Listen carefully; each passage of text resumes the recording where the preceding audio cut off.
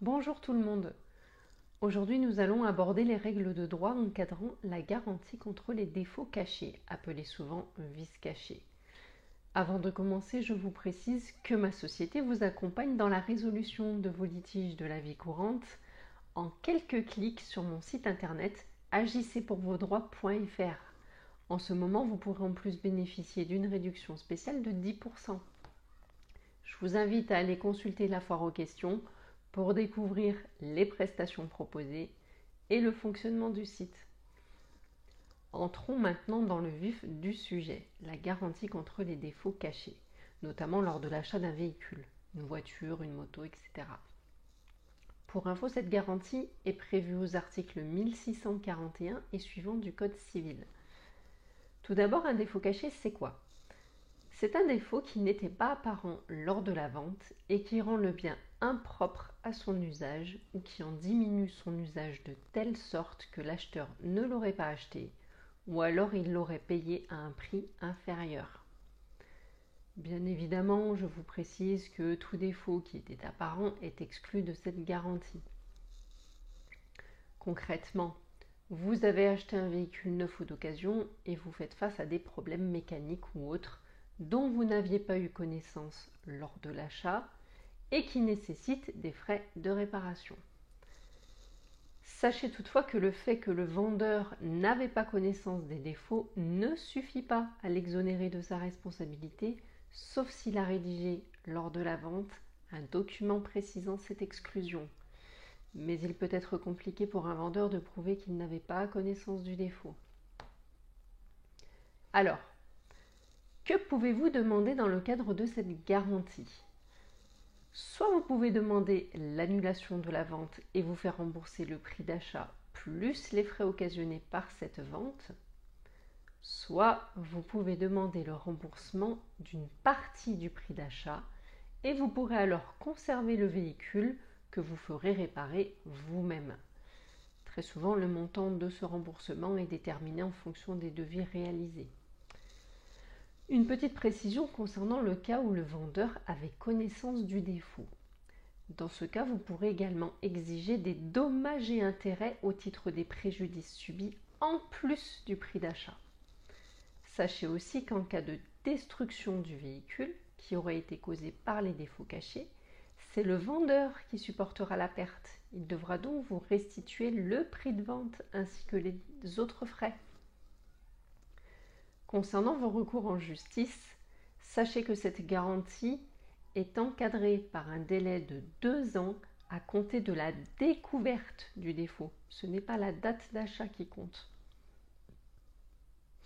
Et avant toute action en justice, comme je vous le répète régulièrement, vous avez l'obligation en premier lieu d'engager une tentative de résolution amiable du litige.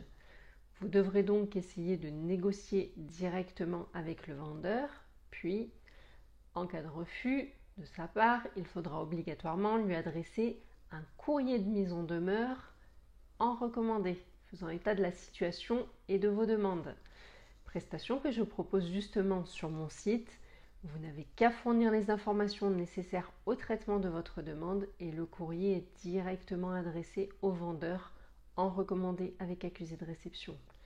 C'est vous qui recevrez l'AR chez vous, car le courrier est rédigé comme s'il émanait de vous, mais de la plume d'une juriste professionnelle et expérimentée, moi-même.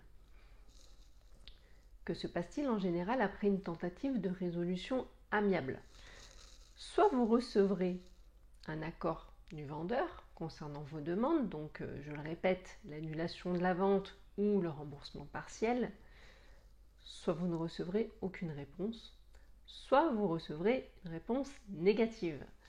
Dans ces deux derniers cas, à l'issue du délai qui aura été prévu dans la lettre de mise en demeure, vous devrez faire appel au service d'un conciliateur de justice ou d'un médiateur afin de tenter une nouvelle fois une résolution amiable de ce litige.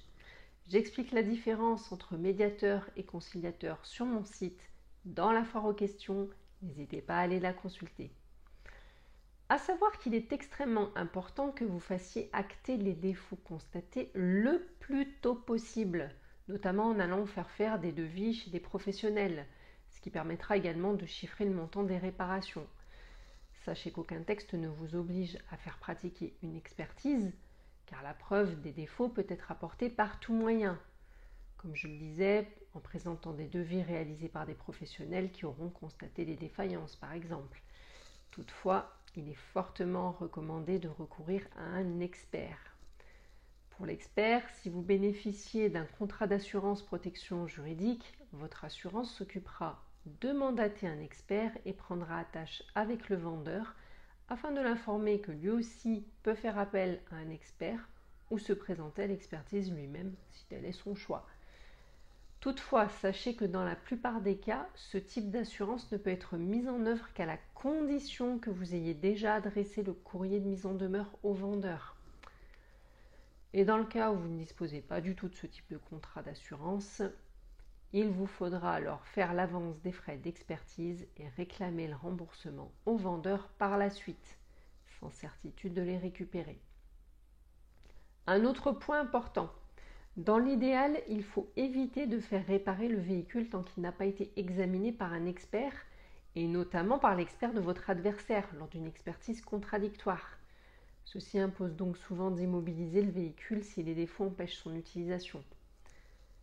Suite à l'expertise, en fonction des conclusions des experts, soit les défauts seront considérés comme n'entrant pas du tout dans le champ de la garantie, soit les défauts seront bien considérés comme étant des défauts cachés. Et vous serez alors face à deux possibilités. Soit le vendeur accepte d'annuler la vente ou de vous rembourser une partie du prix, soit le vendeur est de mauvaise foi. Et vous devrez alors saisir la juridiction compétente pour obtenir gain de cause. Donc dans ce cas, s'il s'agit d'un litige dont le montant total des demandes n'excède pas 5 000 €, vous pouvez saisir le tribunal judiciaire sur requête. La représentation par avocat n'est pas obligatoire. Sachez d'ailleurs que je propose ce service de saisine du tribunal sur requête sur mon site. Cela vous permet ainsi d'éviter de vous tromper de juridiction ou d'oublier des documents essentiels à l'instruction de votre dossier.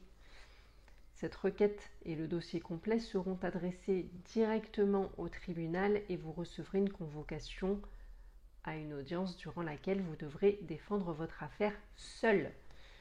Vous aurez également la possibilité de vous faire assister ou représenter par un avocat de votre choix ou encore par une des personnes listées expressément à l'article 762 du Code de procédure civile que vous pouvez consulter sur legifrance.fr. Si vous décidez de vous faire représenter par une de ces personnes, celle-ci devra disposer d'un pouvoir spécial, sauf s'il s'agit d'un avocat bien évidemment.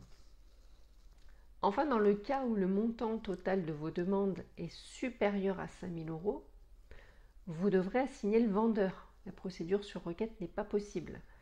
Il est alors obligatoire de faire appel au service d'un huissier de justice qui signifiera l'assignation au vendeur.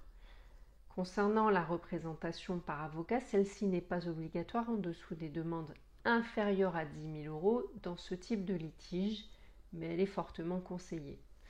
Les règles de l'article 762 du Code de procédure civile restent applicables en matière d'assistance et de représentation.